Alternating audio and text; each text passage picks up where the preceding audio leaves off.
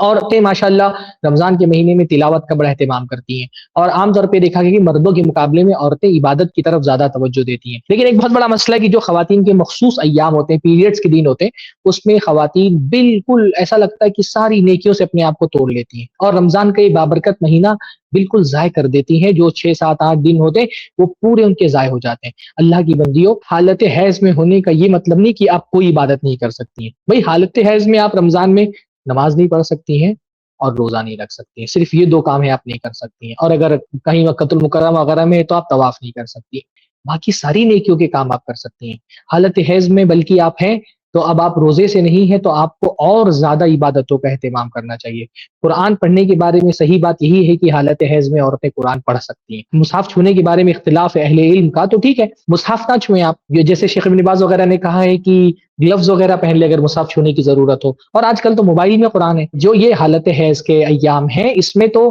کیونکہ اب اس میں بھوک بھی نہیں لگ رہی، پیاس بھی نہیں لگ رہی، کھانا پینا آپ کا ہو رہا ہے، تو اور زیادہ قرآن کی تلاوت کرنی چاہیے موبائل سے، یا جو پاروں کی شکل میں قرآن ہے، یا جیسے اہل علم نے کہا کہ جو ہمارے یہاں تفسیر ہوتی ہے وہ بھی مصحف کے حکم میں نہیں ہے۔ اللہ کے نبی صلی اللہ علیہ وسلم جو بادشاہوں کو خطوط لکھتے تو اس میں قرآن کی آیتیں لکھی ہوتی، تو قرآن کی آیت کے ساتھ اگر دوسری چیزیں بھی لکھی ہوئی ہے تو پھر مصحف نہیں رہ گیا، وہ تفسیر ہو گئی ہے۔ تو اس کو آپ تفسیر سے قرآن کی تلاوت کر سکتی ہیں، ترجمہ پڑھ سکتی ہیں، قرآن سن سکتی ہیں، اذکار کی پابندی کر سکتی ہیں۔ اللہ کے نبی صلی اللہ علیہ وسلم کے بارے میں آتا ہے کانا یذکر اللہ علی کل احیانہ، اللہ کے نبی صلی اللہ علیہ وسلم اپنے تمام اوقات میں ہر وقت اللہ تعالیٰ کا ذکر کرتے تھے، کسی بھی حالت میں ہو نبی صلی اللہ علیہ وسلم کی زبان ہمیشہ اللہ تعالیٰ کی ذکر سے تر رہتی تھی۔ تو یہ جو حیض کی حالت ہوتی ہے 6 7 دن ہوتے ہیں، اس کو رمضان کو ضائع مت کریں اپنے، بس آپ روزہ نہیں رکھ سکتی ہیں، آپ نماز نہیں پڑھ سکتی ہیں، آپ انشاءاللہ تلاوت کا اہتمام کر سکتی ہیں، آپ اذکار کی پابندی کر سکتی ہیں، بلکہ ان حالتوں میں تو اور زیادہ اذکار کی پابندی کرنی چاہیے، کیونکہ وہ جو رمضان کی حالت میں ایک معاملہ یہ ہو جاتا ہے کہ انسان کھا نہیں رہے پی نہیں رہے تو جسم میں اتنی قوت نہیں رہتی ہے عبادت کرنے کی، تو آپ کو روزہ نہیں رکھنا ہے تو آپ کے پاس کھا پی کر کے وہ قوت بھی آپ کو مل گئی ہے، تو آپ کو اور زیادہ ان مہینوں کے ان ایام کو اور زیادہ عبادت میں، اذکار میں، تلاوت میں